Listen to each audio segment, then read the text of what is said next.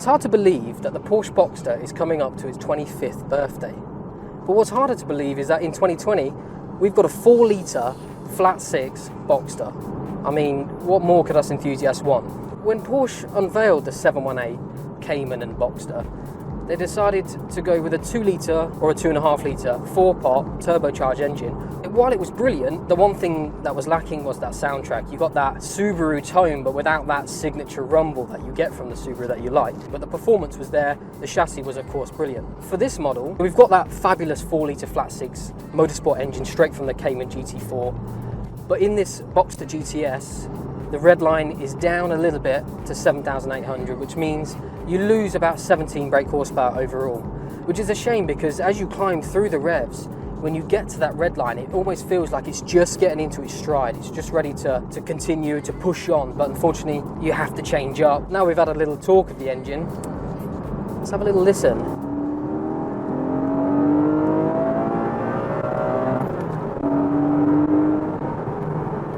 And we're only in 3rd gear, but this is where the issue with this comes into play, is because it's sold exclusively with a 6-speed manual gearbox. But in 2nd gear, I mean, we're doing 60 mile an hour 2nd gear and we're only at 5,000 RPM. You can top 85 mile an hour in 2nd, and that's because Porsche believe that the gear to overtake in is 2nd, whereas most of us over here will use 3rd, and if we're pulling 3rd, we're going bonkers speed to try and get that soundtrack. It'd be nice to unlock some of that sound a little bit lower down the rev range. It's a shame we don't get some of that, there it is, that high pitched note, and that comes in just above 4 and just goes all the way up to 7,800, and it is a sensational soundtrack. The performance is mind-blowing. I mean, we've got 395 brake horsepower, 310 pound-feet of torque.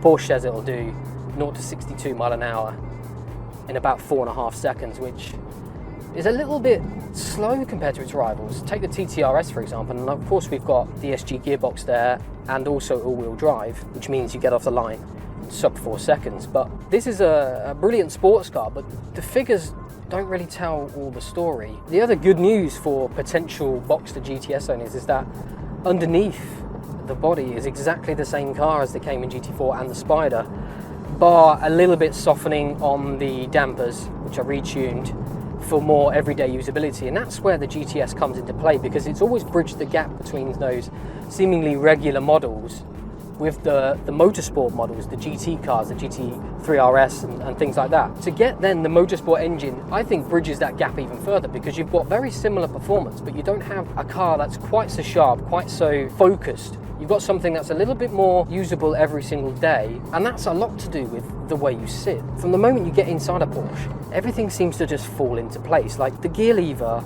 and steering wheel are exactly at my hand width apart. So I can come off and go straight onto the gear lever and get a gear changed, done. But I love this engine so much that I need to just rev it out a couple more times. I mean, the performance is staggering. So late 2020 is when Porsche said that the PDK would then become available. Ultimately, it will be faster and probably easier to live with day to day, because of course it's an automatic. But I also think it will match the car a little bit better based on how long the ratios are with the manual. At the moment, we're just going through a little village at 30 mile an hour, so I'm just going to knock it down. At the moment, we're in drive, we've got the exhaust valves closed. I think it's very civilized in here. Despite it being a convertible, you do get some wind noise come through with it being a fabric roof, but on the whole, it's very quiet. These retuned dampers as well offer a lot more comfort over the things like the Cayman GT4. So it feels just a more rounded package. And with that, I want to talk about practicality, because despite this being a 2-seater sports car, it's got a little space at the back, which is fairly generous. And you've also got quite a deep space at the front, so you can get plenty of things inside. You could pack enough in those boots to do a week's holiday, no problem. All the kids are looking at that. It genuinely just feels a nice place to be. You get up in the morning and you hop in this on a rainy day, and everything just feels a little bit better, despite it being winter, despite it being wet and miserable. As you can imagine though, when you get on it, it behaves exactly like a Porsche should. You got a really quick, sharp turning. Front end offers loads of grip. You can throw it in, but then because you've got that muscular engine, you can play about with the rear when you want to. Of course, it's mid-engine, so you need to be a little bit careful.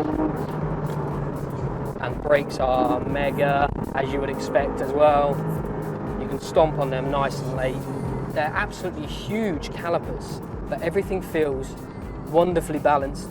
You can play with it on the edge, and ultimately on a back road with these dampers just setting to soft. The ride's not crashy, it's firm, it's not crashy. It can just modulate those bumps quite nicely. And I almost grabbed 40 mpg on the way back from Reading up to Peterborough. I mean, why are we using a 4-cylinder engine when we can just rock with this? We've got 40 mpg if you drive sensibly, and you're not going below 20 when you're on a hoon. So for me, this Boxster makes more sense than probably any other Porsche. So while the Boxster has always been considered the poor man's choice, this one doesn't leave you feeling shortchanged.